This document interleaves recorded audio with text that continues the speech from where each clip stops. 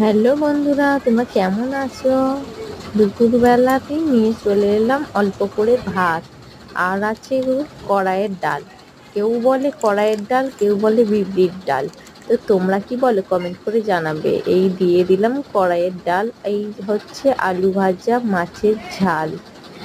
আর আজকে কি বলো তো, আজকে হচ্ছে আমাদের রান্না এই এই ধরনের রান্না হয় প্রতি বছরই এই শ্রাবণ মাসে। আর আছে পটল আলুর তরকারি, আর আছে কুমড়ো শাকের তরকারি। এটা করতেই হবে, অন্য কিছু তরকারি করার নাই করে করতেই হবে। তার সাথে আমের চাটনি থাকবে না তা কখনো হয়? আমের চাটনি। আর আছে ব্যাডমিন্টার পাঁপড় ভাজা, যেটা আমরা সকলেই খেতে পছন্দ করি।